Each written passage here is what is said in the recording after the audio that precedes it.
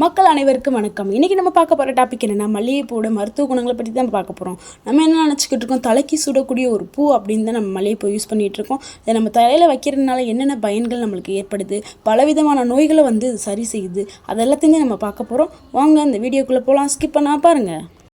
மல்லிகைப்பூனாவே எல்லாருக்கும் ஒரு பிடித்தமான ஒரு பூ.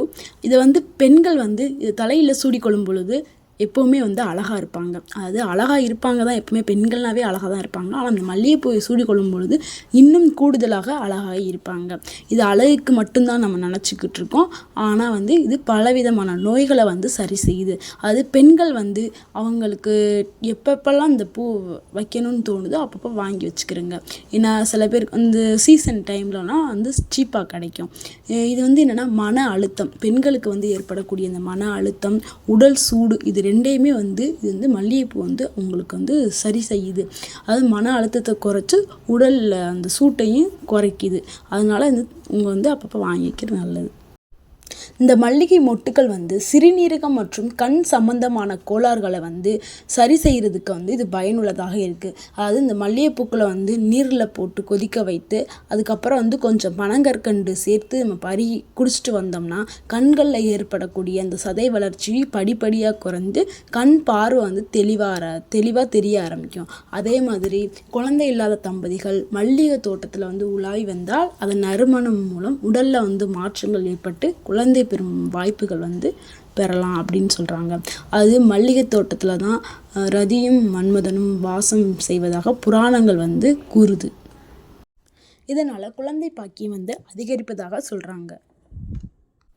மல்லிகை பூக்களை நன்றாக அரைத்து உடலில் வீக்கம் மற்றும் எரிச்சல் நமைச்சல் இருக்கும் இடங்களில் பூசி வந்தால் எளிதாக குணமடையும். மல்லிகைப்பூக்களை நிழலில் உலர்த்தி அதை பொடி செய்து எடுத்துக்கொள்ள வேண்டும். இந்த பொடியை வெந்நீரில் கலந்து டீ போல காய்த்து குடித்து வந்தால் சிறுநீரக கற்கள் நீங்கும், நீர் சுருங்கும், நீர் எரிச்சல் போன்றவை சரியாகும். இந்த மல்லிகை பொடி டீயை தினமும் குடித்து வந்தால் எலும்புருக்கி நோய் மற்றும் நுரையீரல் புற்றுநோய் பாதிப்பு குறையும். நமது குடலில் புழுக்கள் தங்கியிருந்தால் அவை குடல் சுவர்களை அரித்து தின்று புண்களை உண்டாக்கும். இதனால் வயிற்றின் செரிமானத்தன்மை குறையும். இந்த குடற்புழுக்களை அழிப்பதற்கு மல்லிகை மலர்களை நீர்விட்டு கொதிக்க வைத்து அதனை வடிகட்டி அருந்தினால் குடல் புழுக்கள் நீங்கும். அதே போலவே அஜீரண கோளாறுகளினால் ஏற்படும் வயிற்று புண்களுக்கும் வாய்ப்புண்களுக்கும் மல்லிகைப்பூ சிறந்த மருந்தாகும். நேரத்திற்கு சாப்பிடாமல் இருப்பது, சத்தான உணவை உண்ணாமல் இருப்பது போன்றவற்றினால் சிலருக்கு நரம்பு தளர்ச்சி உடலில் பல பாதிப்புகளை ஏற்படுத்தும். இவர்களுக்கு மல்லிகை பூக்களை நிழலில் காய வைத்து பொடி செய்து தேன் கலந்து சாப்பிட்டால் நரம்பு தளர்ச்சி நீங்கும், புத்துணர்ச்சி பெறுவார்கள். மல்லிகைப்பூவை நீர் சேர்த்து நன்கு கொதிக்க வைத்து ஆறிய பின் குடித்து வந்தால் மாதவிலக்கின் போது ஏற்படும் வலிகள் பிரச்சனைகள் எல்லாமே சரியாகும். மல்லிகை பூக்களை கொண்டு எடுக்கப்படும் எண்ணெயை பயன்படுத்தும் பொழுது கர்ப்பப்பைக்கு வலியூட்டி பிரசவத்தின் போது உண்டாகும் வலியை குறைத்து சுகப்பிரசவத்திற்கு உதவி புரியும். அதுபோல கருப்பையில் உண்டாகும் புண்கள் கட்டிகள் நீங்க மல்லிகை எண்ணெயை பயன்படுத்தலாம். மல்லிகை எண்ணெய் நாள்பட்ட தழும்புகள் அரிப்புகளை சரி செய்யும். மல்லிகை பூக்களை அடிக்கடி சாப்பிட்டு வந்தால் உடம்பில் நோய் எதிர்ப்பு சக்தியை அதிகரிக்க செய்யும். சளியினால் ஏற்படும் மூக்கடைப்பு, இருமல் போன்ற தொந்தரவுகளை சரி செய்யும்.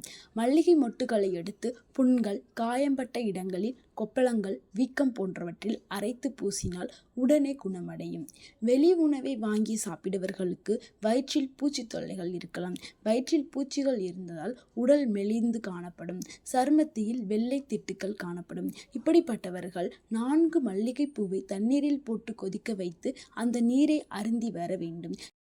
இப்படி இந்த தண்ணீரை குடித்து வரும் பொழுது வயிற்றில் உள்ள கொக்கி புழுக்கள், நாடா புழுக்கள் போன்றவை அழியும். இந்த அறிகுறிகள் இருப்பவர்கள் மட்டுமல்லாமல் அனைவருமே இந்த மல்லிகை தண்ணீரை அருந்தலாம். குடற்புழுக்கள் அனைத்தும் அழிந்துவிடும்.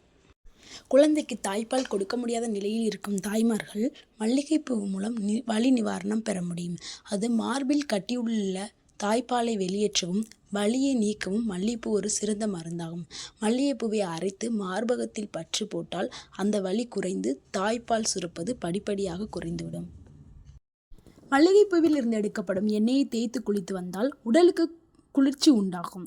சரும எரிச்சல் நீங்கும், சரும பாதிப்புகளை போக்கும், கண்களுக்கு குளிர்ச்சியை கொடுக்கும், கண் பார்வை நரம்புகளில் வளர்ச்சி தன்மையை போக்கி பார்வையை தெளிவாக்கும், கண் எரிச்சல் பார்வை கோளாறுகளை நீக்கும், பித்தத்தை தணித்து சீராக்கும், தலையில் நீர் கோர்த்தல், ஒற்றை தலைவலி போன்றவற்றிற்கு மல்லிகை எண்ணெய் சிறந்தது. ஆறாத புண்களை ஆறும் தன்மை கொண்டது இந்த மல்லிகை எண்ணெய். மல்லிகைப்பூவை நன்கு கையில் வைத்து கசக்கி நெற்றியில் தடவினால் தலைவலி சரியாகும். உடலில் வீக்கம் உள்ள பகுதிகளில் மல்லிகைப்பூவை அரைத்து பூசி வர வீக்கம் மறையும். மல்லிகை எண்ணெய் மன அழுத்தத்தையும் குறைக்கும், ஆழ்ந்த தூக்கத்தை வரவழைக்கும்.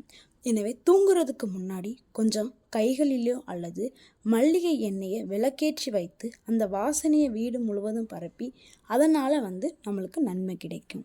இந்த வீடியோ உங்களுக்கு பிடிச்சிருந்துச்சுன்னா லைக் பண்ணுங்கள், ஷேர் பண்ணுங்கள், கமெண்ட் பண்ணுங்கள், சப்ஸ்கிரைப் பண்ணுங்கள். தேங்க்யூ.